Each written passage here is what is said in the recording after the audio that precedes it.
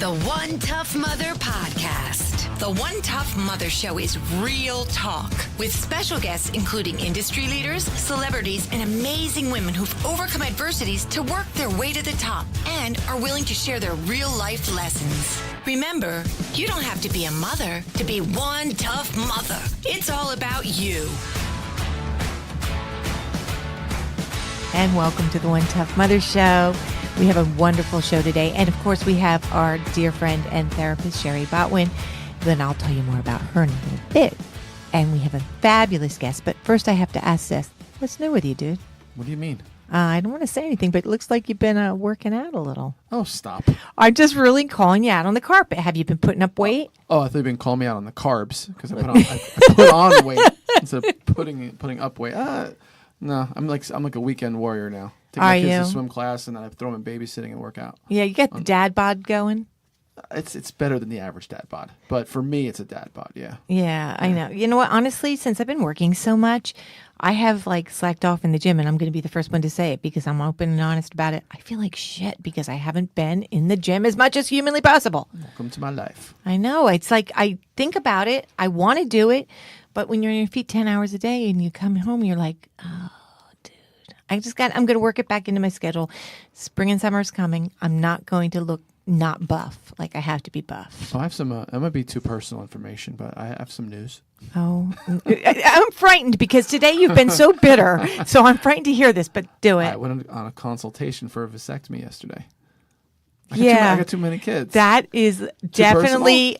No, I'm just. We should be allowed. People talk about that. That is definitely needed. I was going to say not too personal. I make great kids. I know you have fabulously adorable, awesome kids, but guess what? Keep it in your pants. Oh, ouch! Locked well, no, up. I'm trying not to. That's why I did the vasectomy. Keep it in there, locked up. So I don't have to keep it in my pants. But yeah, oh God, this is gone bad really quickly. Honestly, even the consultation was uncomfortable. Really? Yeah. Why? How do they consult you to that? I mean, well, because he decided he has to check out the whole area, and all of a sudden he's like, "Oh, let me check your prostate as well." I was like, "Great." It's like, "Can you buy me a drink first? What's going on here?" Holy cow! Well, welcome to a woman's world, my friend. He was a little rough too. I have nothing to say about that except welcome to a woman's world. Yeah, thanks. Okay, so I hope it happens and I hope it works out for you. I'm getting it. It's not if, it's when. Oh, really? Oh, yeah. So now you make the decision. Here's what happened, real quick. Oh, you should get a vasectomy. I'm never getting a vasectomy. You should get one. I'm never getting a vasectomy. I'm pregnant. I said, I'm getting a vasectomy. That was it. That's the truth. That's what happened. Well, alrighty. I'm happy for you. And if you need me, you know where I'm at. Call me. We are friends. We are partners. I don't know, come and hold your hand. I don't know what to do. Good. Leave me alone. Okay. Well, I hope everything turns out hunky dory. I'm sure I'll be sharing because I'm sure you will share it because you do overshare it. When I come in with an ice pack for one of the shows, oh dear God, let's not go there. It's too much already. All right, but in the meantime, I'm super excited about this guest. I mean, I booked this guest a long time ago, which we seem to book our guests so far in advance because we're always so busy. But today's guest is an actor, an author, a writer, and a comedian performing all over New York City and Los Angeles. Having overcome her own personal struggles, she is a passionate public speaker with a mission for all to see, feel, and understand about their self-worth, empowerment, and value, which I love. Her talent is enormous. Her energy is boundless. And she loves people and lives every moment to the fullest. And you could tell that by her attitude coming in, couldn't you? Even Absolutely. On crutches, she was like a powerhouse. She avidly practices the belief that you can be anything you set your mind, heart, and spirit to. We welcome with pleasure and with total and complete respect to the One Tough Mother Show, the author of Deep, Dark Blue, a Memoir of Survival, Polo Tate. Welcome, Polo. Thank you. What a welcome. I really appreciate you having me. Oh, we're so happy to have you, and I'm sorry that's a little bit off today, but that's normal. No, I had come in for a vasectomy, and I realized I'm in the wrong office. Thank you. I have to say, it doesn't sound like that was a consultation. I think that may have been it. I think that was the foreplay. Oh, boy. I'm just so glad that we're partners. Anyway, Polo, you got to give us the beginning of your story. I read your book. It was beautifully written, very creatively twisted. I mean, I'm a very bad reader. I am. I'm going to be honest. I have very bad ADD, which is I can't sit for more than 5 minutes. If I have to sit for more than 5 minutes, I'm pacing like a lion. So for me to sit and read a book, it was like, whoa, that's pretty big. And so I really dove into your book thinking I'm not going to be able to read this book. And I loved it. Wow. I really loved it. Wow. A, because I come from a military family. B, because I lived in Colorado Springs. Oh my goodness! Wow. Right So next you to the Air know. Academy, and both of my sons went to the Air Force Academy for their well baby checks because I had my children military. Right. And Wow. it's just that everything that you say or do in this book really, really leads to things that have happened in the military and things that really upset me about it because I'm such a huge advocate of us as well as you are. So let's go from the beginning. As a child, your focus was amazing. It was. And, I so appreciate your words of about reading and the fact that you have ADD. And I just consider that motivated, and interested in a lot of topics. And I know, and I've struggled with attention myself, so perhaps it's written in such a way where Right. we go back and forth for that reason alone. Going through the chronology of somebody's life is sometimes it's not easy to get through. But what I had gone through since day one in processing was a whirlwind to the nth degree. So I so appreciate you reading it. Right, and your it's thoughtful self-diagnosed ADD, but I know what it is because Sure. I could never sit any length of time without Welcome to going my crazy. world. So when I read your book, I really felt akin to you because you are such an overachiever and such a. Tell us, let's go from 11. You knew at 11 years old what you did. wanted to do. I did, and truly, I was always very self-disciplined. I was always rough and tumble, always outside playing with the boys on all boys baseball teams and soccer teams. And for some reason, I always knew, just as we were talking about, that I had to incorporate my physical and my mental. I mean, in high school, I used to throw a ball against the wall while I was studying just to occupy my physical self so that my mind could focus. And it was always integral and sort of inextricably linked. So it was very important to me when I came across my first basketball coach showed us the movie Top Gun. He had written it. And Wow. I know it sounds... He wrote it. He did, wrote yeah, it? He did. Whoa. Oh, That's pretty such cool. a beautiful soul. Yeah, he was an incredible man. And he was also our coach, right? So we used to watch it before every game. And it may sound trite, but this is the power of cinema. What it did was it ignited my passion. I finally found something. Here it is, a representation on screen that you can live a lifestyle and get paid for it. You can have your whole heart and your whole body and your whole spirit in something for the greater good, and that can be your occupation. And from then on, it was go. But Right. Just don't be Goose. Yeah. But Oh, Goose. Polo, your family wasn't military. No, my grandfather flew planes. He had planes. My mom flew solo when she was 16. So Oh. flying was in our family, but definitely not military. In fact, my parents sort of looked at me sideways with, I was always drawing military figures when I was little. I got my first pair of dog tags to really cement my dream in metal at the age of 11. And they sort of looked at me cockeyed thinking, where is this coming from? But it really was that. It was the ultimate expression of that trifecta of being in body and heart and Mind, right. How much did Top Gun have an impact on that decision? I think it had a big one. Do you know it actually did? And I know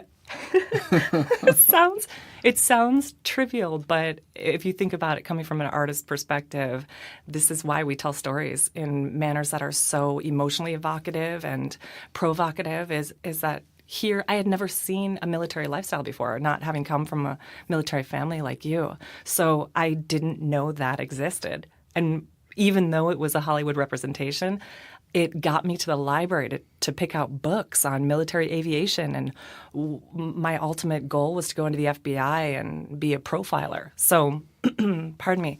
So it jump-started that passion to know that there was something in real life that I could do that was similar to what I was seeing on screen. And so Polo went to the Air Force Academy.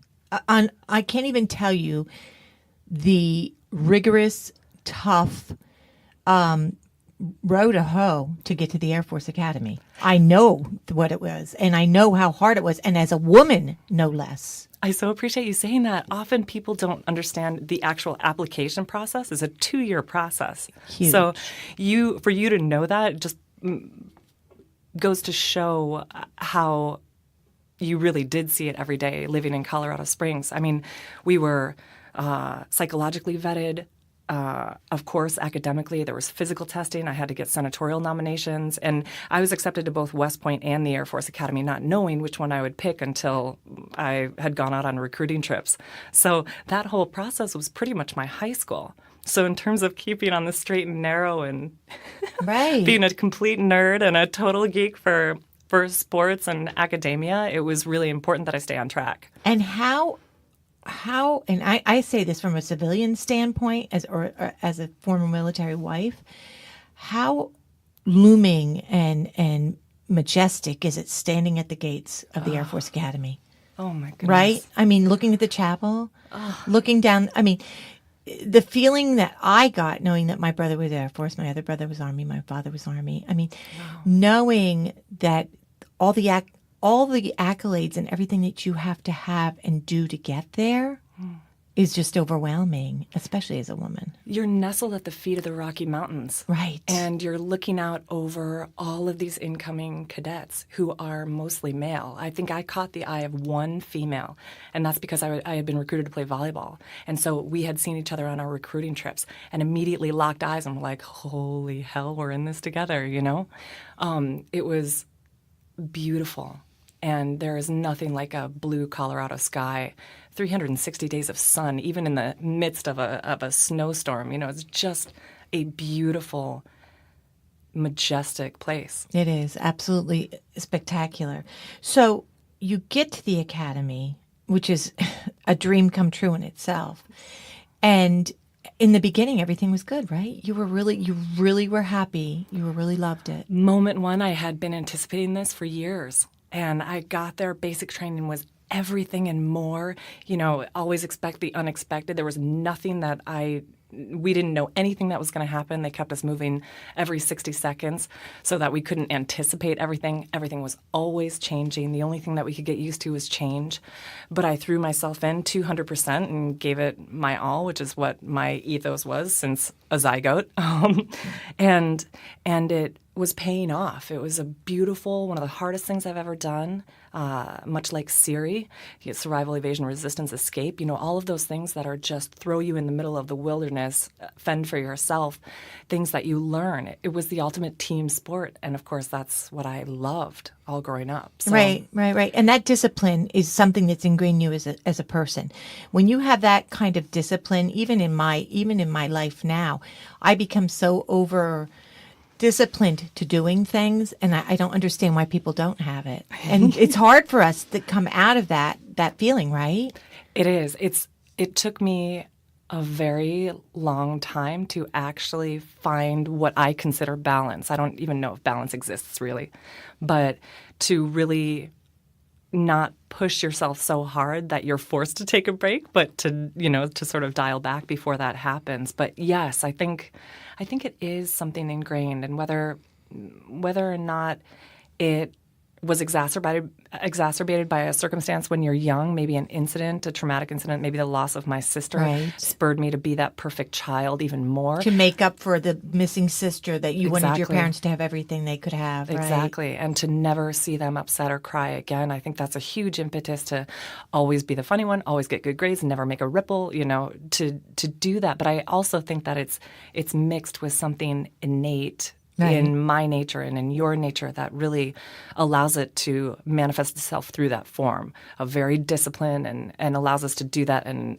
an extended period of time. I mean, I know comedy friends of mine who there's no way that they would wake up before noon unless they had a gun to their head or unless they were coming from the night before. So right, so true. I think it is, it's nature and nurture. It is nature and nurture. I agree with you 1,000%. So you're in the academy and your dreams are are just amazing, and everything's going right until you had the incident. And I have to say, the naming of her, horrible her, blew my mind. Like, that put something in my head as like almost an alter person, a form. I don't know anything about this woman or what she looked like or anything about her but what I read from you. But in my mind, I already built her up as something horrible. Wow. By the way you wrote it. So explain a little bit about what happens with that. So everything was going really well. The basic training had ended. The school year had started. The volleyball season had started. This is my first NCAA varsity game and season, and something that I had been looking forward to even before I knew that I was going to go to the Air Force Academy. It was a big deal. And in high school, I had sort of been taken under the wing by a mentor of mine who was a senior when I was a freshman. And here was this beautiful soul who didn't drink and was very motivated and on track. And she took me through high school and sort of set me up to be the next leader of the team. And so when I got to the Air Force Academy and we had one senior on the team, she took me under her wing and started mentoring me in an incredible way. And, there are things that I am so appreciative of learning in this new environment that I had no idea how to swim in this larger pond. But unfortunately, her personality was definitely not that of the personality of my high school mentor. And I didn't realize it until much too late, until we were at my coach's house in the middle of the night and she was on top of me, hurting me and attacking me, that she was really isolating me and grooming me of sorts to be at her beck and call and at her behest, not only mentally and emotionally, but physically as well. And you just underwent really stringent and tough psychological warfare in your head, because here's what happens. When you go in the military, you're taught that your superior officer, the person that is above you, you do whatever they say. Whatever they say. There is no question. You stand at attention. You do not sit. You do not divert your eyes. You cage your eyes. Everything about what you say in that book is so true, because I've lived that. I mean, I've seen that day after day after day in my life. So you don't question anything. Yeah. So that was used against you as well. You did not question what was happening. Think about that environment. It is not only the perfect environment for a progressive team that all works together for the greater good, or to hide nefarious behavior from leaders who take advantage of those who cannot speak out against them. Exactly. So you're really standing, the military in and of itself is standing on this tightrope where you can go either way. And if somebody who is not of sound mind and body, who's not working for the greater good, who does have a nefarious personality and really is out for their own gain, it is the perfect place to hide and to keep doing it. Because you're absolutely right. My superior holds everything. Everything. All the power, all the orders, all the control over my day. Right. Inside, outside, at practice, in class. My very position at the Air Force Academy is at the mercy of everybody who is ranked above me. And as a freshman, that's everyone. Everyone. And not only that, you had such a great experience with a mentor in high school that you thought, oh, this is great. Walked right into it. And those red flags that put the hair up in the back of your neck? There always are signs, and often we don't see them until we're looking back at them in the rearview mirror, but I push them aside. Oh, everybody has pain. I understand pain. Clearly, that there are things that she needs to work through. She said that I'm the only person that she could trust. Right. She looked to me for social cues and things that she wasn't necessarily, adept at, and I just walked right past all of those red flags. Right. And didn't know that you actually can stand up to your superior, or at the very least, protect yourself in such a way that you that it's not too late and you don't end up being horrifically and brutally physically assaulted. Right, especially at the time that you were assaulted, because a lot of things were coming out about don't ask. Yes. So Yes. at that point in the military, I mean, you were there was always a shroud of silence anyway. Yes. You never ever questioned. You never ever brought anything up. But when the it's don't ask, Don't ask, don't tell. don't tell. That started happening. There was so much circulating in the military at that time. I can understand your complete and total confusion. Oh my goodness. Well, and also the confusion about what I feel innately, where I don't believe it's a lifestyle choice that you choose. I really do believe that you are born that way. Of course, I'm sure there are circumstances either way, but to have homosexuality be a crime was utterly confusing to me. Right. And not right. And so to look at it through that lens was just cast a strange pall over the whole thing. And of course, here, this is not only my superior and the only senior on her team, but who I thought was my best friend at the time. Right.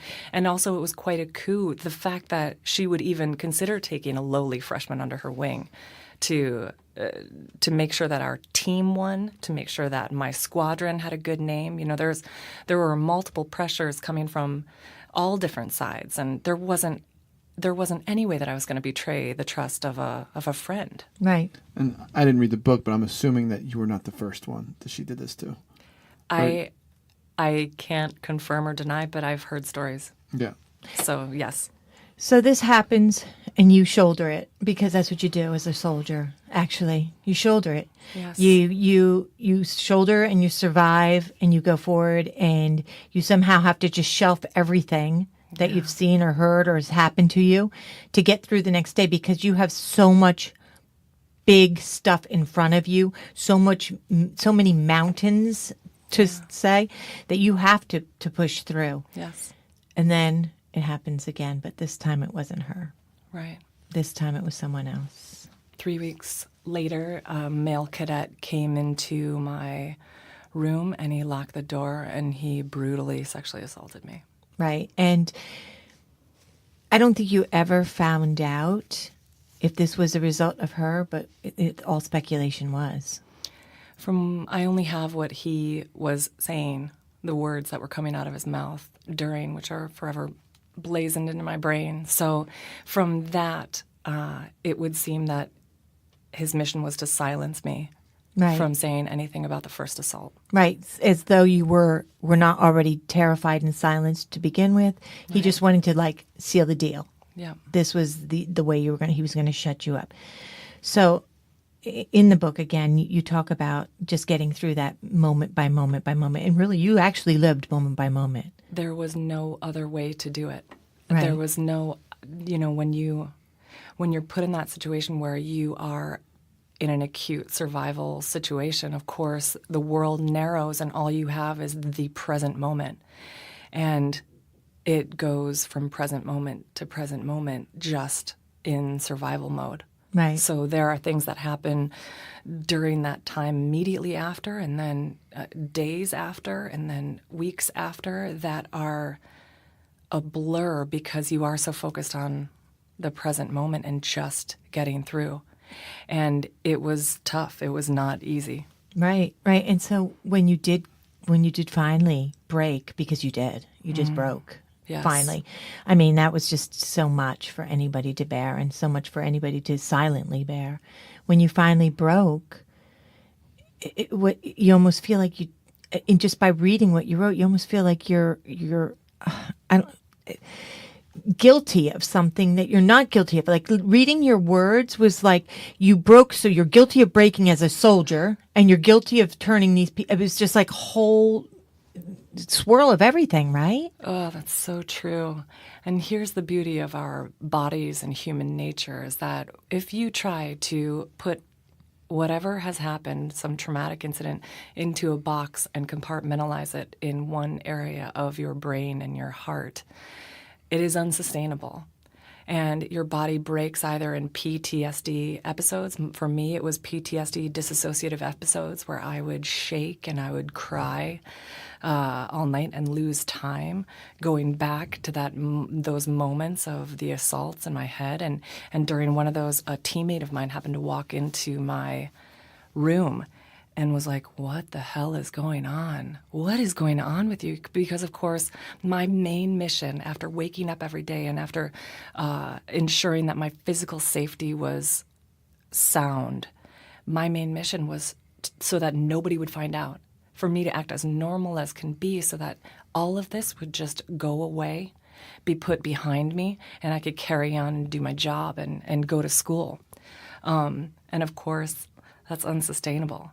So I had told her immediately, or not immediately, but I had told her about the first assault, and immediately it was like I had pulled the pin on a grenade that was going to explode my life, my team. So here I was, having pulled the pin on this grenade that would explode everything, and yes, I felt guilty. Of course. That was exactly what I felt like. Not only did I feel like the whole thing was my fault anyway, which everything in the surrounding circumstances and about the atmosphere at the academy would support that I had somehow brought this on myself. I had somehow done something wrong to elicit this behavior and need to be shut up in such a way, in such a brutal way. But here I was. Now the words had come out of my mouth into the world and made it real. Right. Right. It's no longer just a dream. Right. And you know what? I think the line that really got me about your book, one of the lines that you used, that you were hunted. And because you are every day facing those two people, they're always there in your life. They're always there. And it's like you were trying to avoid them every way possible. Go every way you could on at the academy. Go every direction you could go to go back and forth to school just because you felt hunted. How horrible is that, to feel hunted? It gives me such incredible empathy and compassion for those in any kind of stalking circumstance or even domestic assault, anybody who feels that they are the hunted one, because it is the most terrifying feeling ever. Right. So after the trial, after everything was out, after, and I'm not going to tell anybody, I want you to read this book because this is amazing, but after the trial and everything is out, and you end up leaving the academy, you went to Notre Dame. I did. And that wasn't always easy either, but you went on to what you were doing. And did you feel a loss, honestly, Polo? Did you feel a loss? Having to leave the academy? Yeah. Absolutely. Yeah. Huge. Yeah. And for me, the loss was of this beautiful expectation of the place that I had come to know in applying. Right. And the place that I had seen on my recruiting trip on the outside, from the outside. And this beautiful ideal of what the military can be. Right. And often is for those amazing, fortunate people who choose to serve their country. So that was the most slap in the face, horrifying realization, is that often women, because they're in such a minority, they don't band together and say, let's show them, let's work together. And the men don't embrace them. You know, there are that wasn't my experience. And I know that it is some people's experience, and for that I am eternally appreciative, because our country should be appreciative for the men and women who have amazing experiences in the military. It is very important that we have all branches. However, there are things about it that need to be desperately ameliorated. Right. And this is only my story, as I've said. You know, it's not, but it does happen often, too often. Right. You were robbed of your experience, basically. So much. Yeah. Sadly so. And Right, because you lived for that, and not many. You know, some people just do it because that's like a choice they have to make in life. That's something you wanted to do forever, and for someone to take that away from you is a crime. Oh. It is so hard to hear, because it is a crime, because that was your future. That's what you had envisioned your future would be. And I feel like they took that part away. So, Polo, as you know, we have Sherry Botwin. She's the Tough Mother therapist on the line. And Sherry, hi, honey. Thank you for your time, as always. Sure. Thanks for having me. Oh, of course. Sherry, what happens in life when people lose what they consider to be their path, their passion? How do they get redirected? What would you think about this? How can you set your mind into redirecting yourself? I think the best thing you can do, and I feel like you guys have already been talking about this, is when you find a way to break the silence and work through your trauma and allow yourself to push the guilt aside and access your anger, you can use that emotion to fight to reclaim the part of you that had that direction, felt like you got it taken from you, and then find a way to get it back. Right. That's some of what I'm listening to as I'm sitting here today listening to the interview, and I'm feeling very empowered over here, trying to keep myself very quiet in my seat as I think, wow, this is another example of somebody who really did not let what happened to them. Polo, I'm talking to you. You're not allowing what happened to you to undo you or ruin your life, even after the thing that you were living for you feel like was taken. Thank you. I appreciate that. And it wasn't easy to get to that place, but just like we had been speaking about, you in the moment you don't realize this is the thing that I've been building my life for. Now all my dreams are dashed. My thought immediately was, what do I do now? What is it that I want? After you're done purely surviving, you regroup and you take stock and what is it that I want to do now? And so, we live our lives on a continuum. Often we don't have the privilege or the opportunity to reflect, or we don't take it until when we're farther into another task. So I so appreciate you saying that. And my goal at the time was just to keep moving. Right. And truly keep moving. Right. I think that works. That's a kind of a therapy thing, isn't it, Sherry, to keep your mind moving forward? I think that's one of the best things that you can do. And again, when I hear you saying about surviving the trauma, a lot of times the hardest part is the aftermath, the waking up after the trauma happens and then thinking, now what do I do? Because like you were talking about, we find ways to get through horrific situations. We have these defense mechanisms that we utilize to get through the worst of the experience. But then a week, a month, a year, 10 years later, when we realize the magnitude of what happened to us, that's when people tend to get stuck.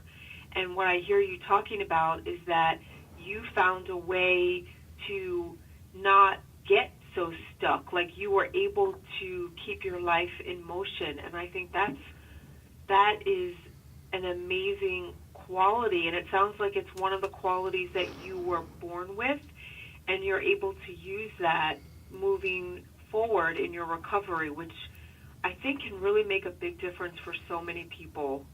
I think it's amazing too. I mean, like, you really have focus now, right? Now I do. And that, to speak to what you just said, first of all, thank you.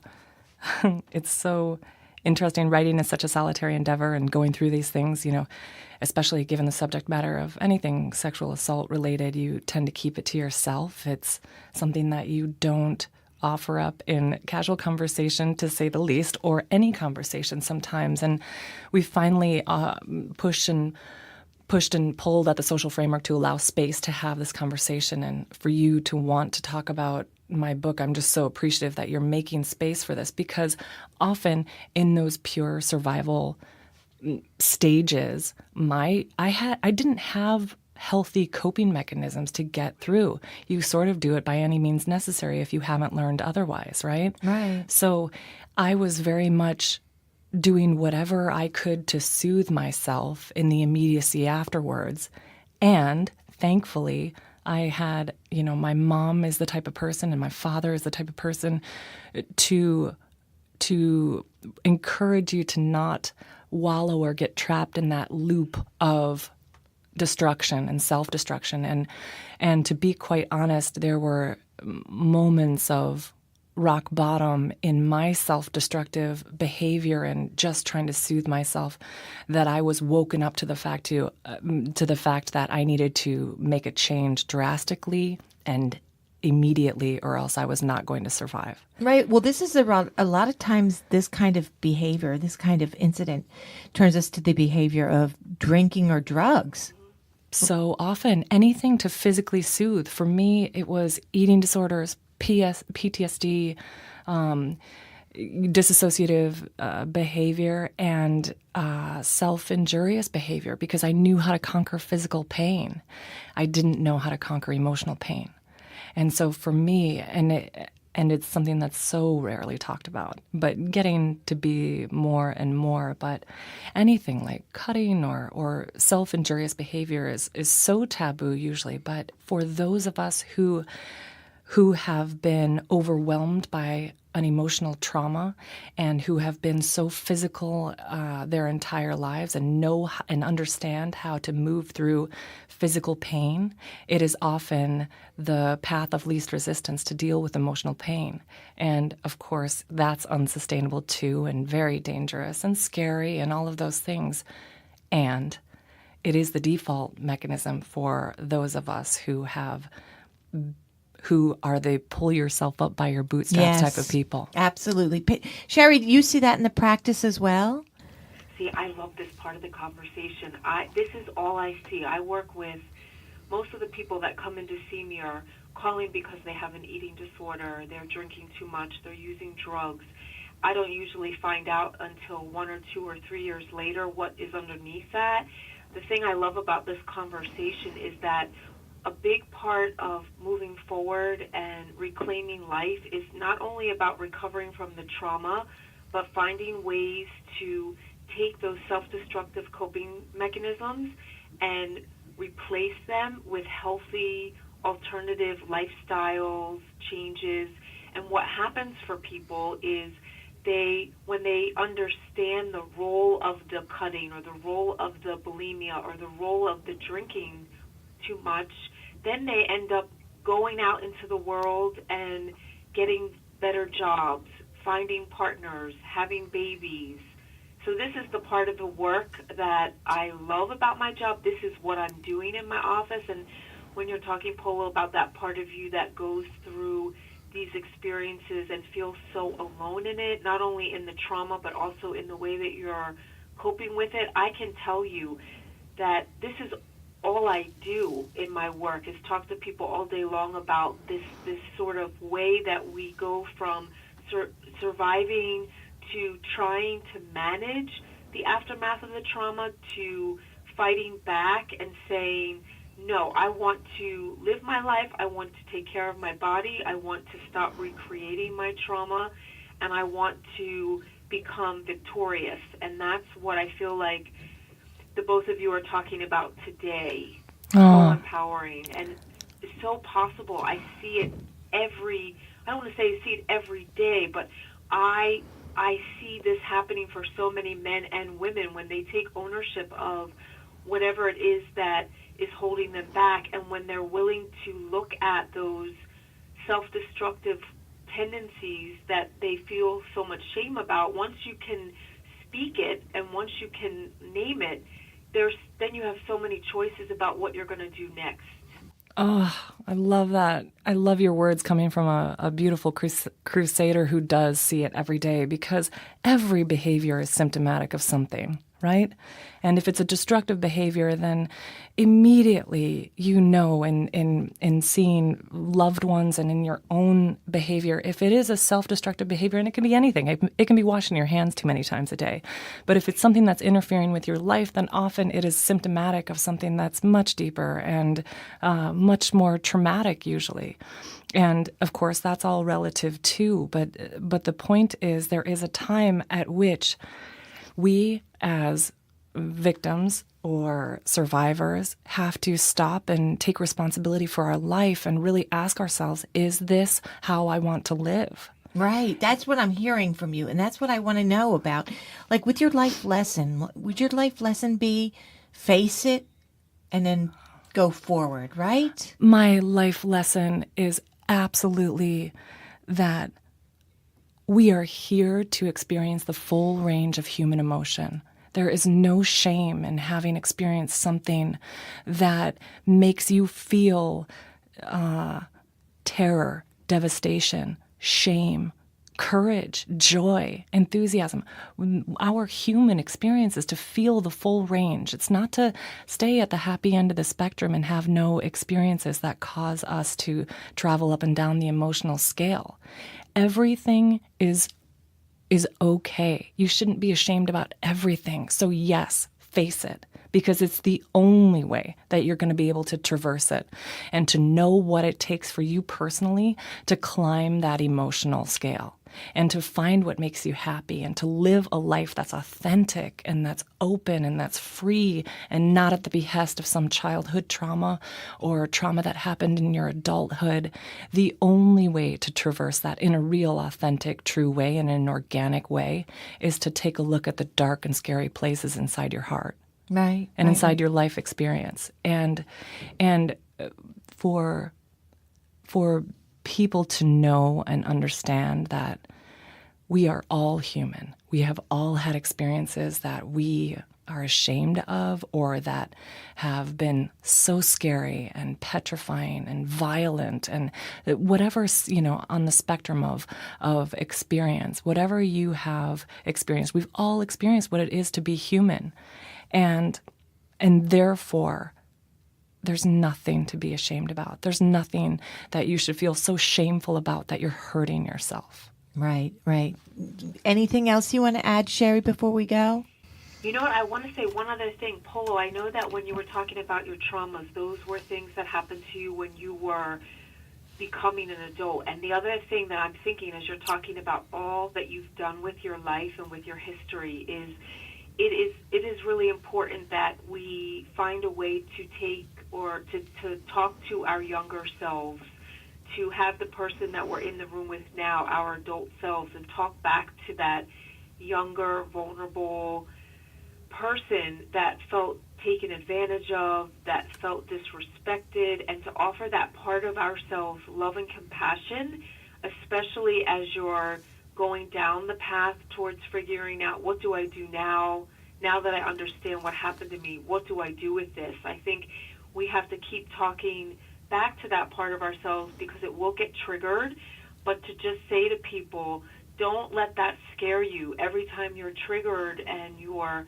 being hit with another reminder from something in your trauma or your history, use it as an opportunity to work through another piece of the trauma and also in the present continue fighting to have, like you said, the full gamut of emotions and the right to experience all that life comes our way.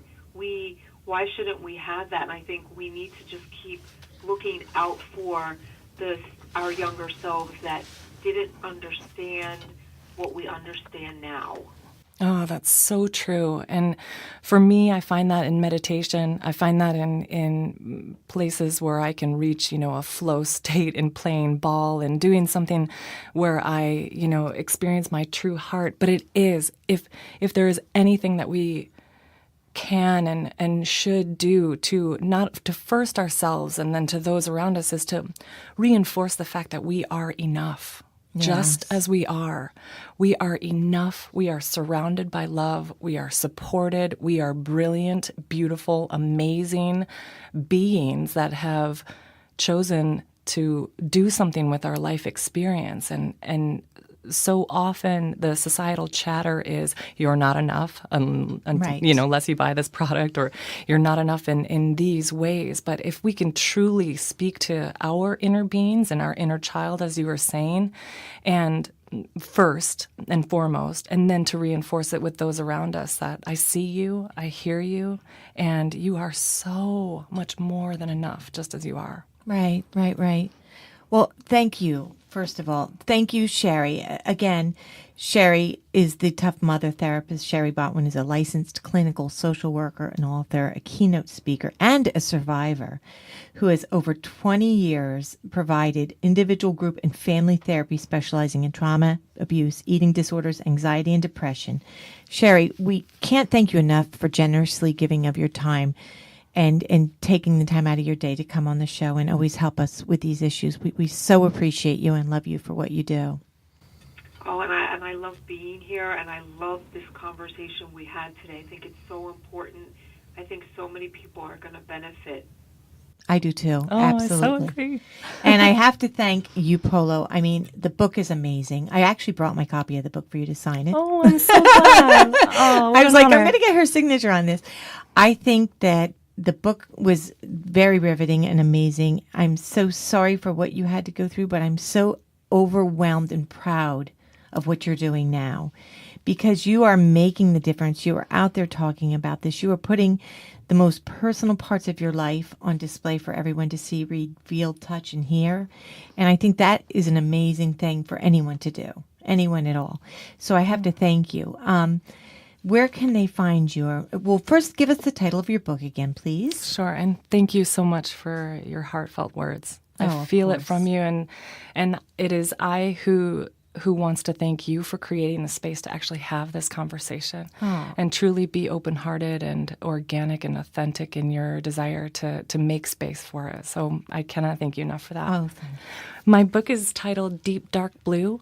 You can find me on my website, polotate.com. That's POLOTATE.com. You can buy the book there. You can buy it at any place where they sell books or on Amazon, Barnes & Noble, etc. It's an amazing read. And Sherry, where if members of the audience want to contact you?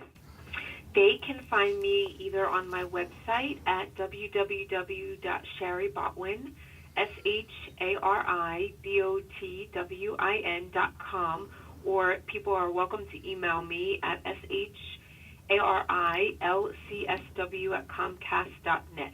I love you both. You both are amazing, amazing women. I'm super proud of this show. I feel so. I was telling Sherry, I feel like so many people are reaching out to tell their stories, and I can't continue. You know, it's a continual flow, and I choose people that I think are very, not that anybody's story is not as important as the other, but that someone that really recognizes that they've got to push forward and really own up to it and help other people through it. And I think that's exactly what you're doing.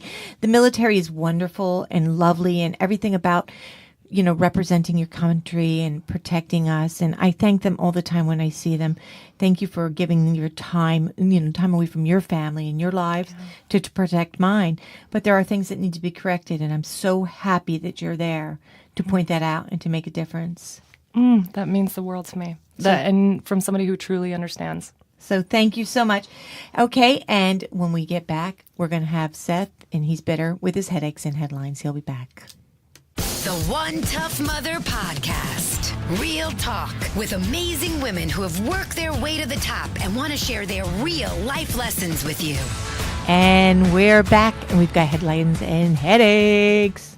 Okay, Okay? sure. All Karen, right. you want to live longer? Yes, I do. We'll try to start sleeping and stop drinking so much. You're such a jerk.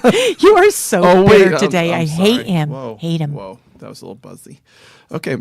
Those who believe that age is just a number may be right, according to a new study that suggests exercise performance may be a better predictor of how long you'll live than your age. Using data from exercise stress tests, researchers at Cleveland Clinic developed a method to calculate someone's physiological age based on how their heart responds during and after exercising.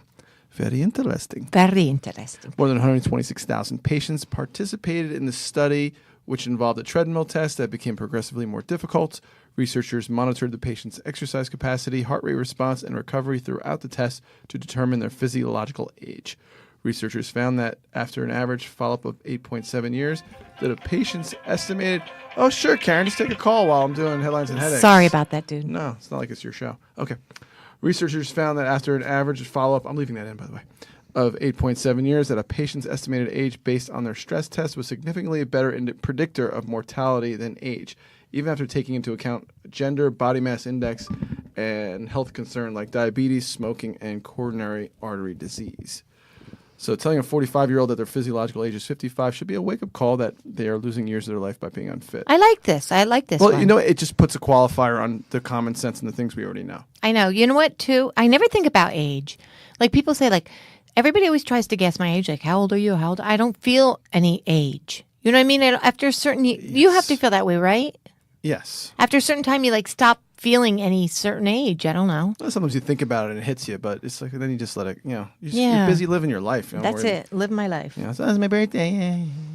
Shut up. He's so bitter today. Go shorty. Okay. Warren Buffett says, everybody's listening. One decision separates successful people from everyone else and will make the biggest difference in your life. Warren Buffett knows how to make smart decisions. One is to say no to just about everything. Another is to hire the right people. But there's one decision Buffett feels is most important you'll ever make, deciding who to marry. Wow. All right. Sounds like he's kissing his wife's ass for Valentine's Day. Oh, my God. Valentine's Day's over. What's coming up next? St. Patrick's Day, maybe. Yeah, maybe that. As Buffett says, you'll want to associate with people who are the kind of person you'd like to be. You move in that direction. And the most important decision by far is that respect is your spouse. I can't overemphasize how important that is. Marry the right person. I'm serious about that. It'll make more difference in your life. How do you know if it's the right person? I think what he's trying to say is, and I'm sure if go back in more detail, is really make sure you're, and that's why you don't get married. In my opinion, you should get married too young because you don't really know who you are in your early 20s. Right. So it's just a matter of, is this a person, maybe sometimes you marry your college sweetheart and you really like to party together and have a great time and she's really cute. But is that someone who's going to help you grow? I mean, are you going to grow together? That's why, the divorce rate's so high. Right. So, and maybe this is good for your second marriage or your third, possibly. I like being around people that you move in the direction that you want to move in. And so, you want support. You want people who are going to challenge you. You want, people to help you grow. Right. So, and research backs them up. One study found that people with relatively prudent and reliable partners tend to perform better at work, earning more promotions, making more money, feeling more satisfied with their jobs.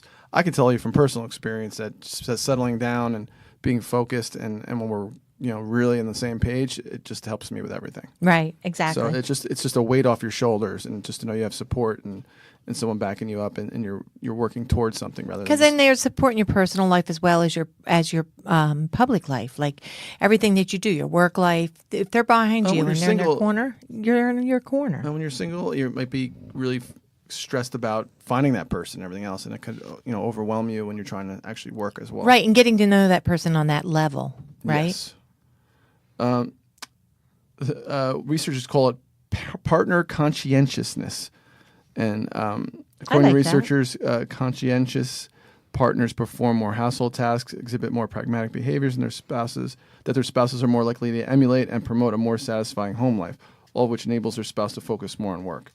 As one researcher said, these results demonstrate that the dispositional characteristics of the person one marries influence important aspects of one's professional life.